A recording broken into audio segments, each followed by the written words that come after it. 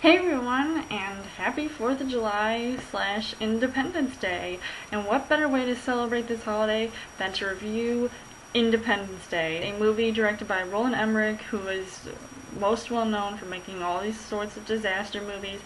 Now, I wouldn't say that this movie was particularly a disaster movie, but an alien invasion, yes, I guess it would count as, disastrous on the planet Earth and human beings in general. I remember seeing this way back in the day. I think I still love it to this day. It is just awesome. It's funny. It's got an interesting cast. And, yeah, who wouldn't love aliens? Aliens are cool, especially when they invade. Yeah, this movie, I thought was pretty decent, especially with the special effects. It's got this huge mothership coming down to Earth. I thought that was pretty cool, and then it has these mini ships coming off of it and going to all sorts of countries around the world, and they're just there so you see them. It actually looks pretty awesome on screen. Jeff Goldblum, he's this crazy looking genius guy. He's even rocking the spectacles, so really digging that. He's so smart that he's figured out, oh, the aliens must have a plan, they're all in these sorts of locations, so obviously they're going to attack. Duh. President, played by Bill Pullman, who I think is one of the best portrayals of a president ever, especially when this sort of alien invasion situation happens. It gets pretty intense. And I would have to say, by far, the ultimate favorite in this movie has to be Will Smith. It brings that comedic aspect to the movie. He has some pretty funny lines. He actually gets an alien encounter. He says it's oh, that's what I call a close encounter. He's got a cigar in his mouth. It's all crazy.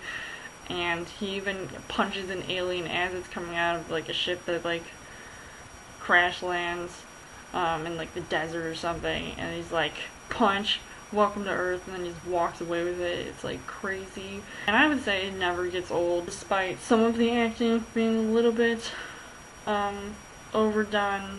Even the president, at times, he was sort of unaware of all these government secrets, Area 51. I've always been curious about that. I wonder what they're really keeping down in that bunker. And of course, aliens are all over the place. And the guy who plays Data in Star Trek, Brent Spiner's in this. I thought he was pretty funny and even crazy too. He's just got these wild eyes, and he's so fascinated by these aliens, and you get to see all sorts of alien technology. I thought that was really cool. My most favorite scenes, especially involving the aliens, was definitely when they were getting ready to attack all the cities and countries and stuff. The wife of Will Smith's character, she was telling one of her stripper friends or whatever, don't go over there, don't be one of those crazy people waving all their signs, and just telling them to come down to us and welcoming them and having this welcome committee. I'm seriously? Don't do that. You're gonna get blown to smithereens. And that is exactly what happens. And I think even the special effects, despite them being dated, especially looking at the special effects nowadays, I mean, that was pretty impressive. These big bright lights and then boom explosions all over the place. I think it's still one of the best as far as Roland Emmerich movies go. And it's not that crazy CGI in 2012. No way. Yeah, I'd say Roland Emmerich has been one of the craziest directors out there. He just loves to kill the planet.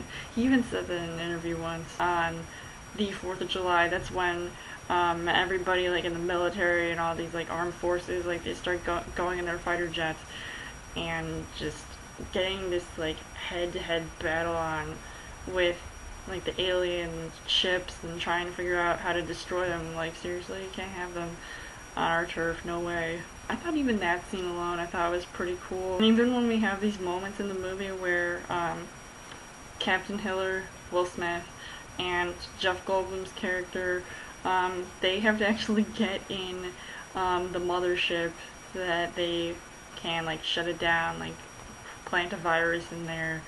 I thought like that was just absolutely hilarious. And like when they get stuck and they actually get to see the aliens in the ship, and it's just intense. And of course they were gonna get out. They have to. Like, they can't be stuck in space or get blown up. That'd be just so horrible.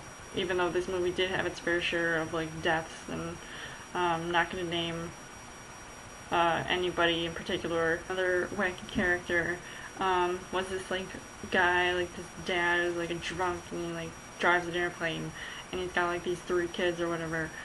And when he volunteers to like take out the aliens in the final battle, I thought that was just absolutely like intense, and he's just like crazy obsessed with the aliens and wants to join them and thinks he got probed by them.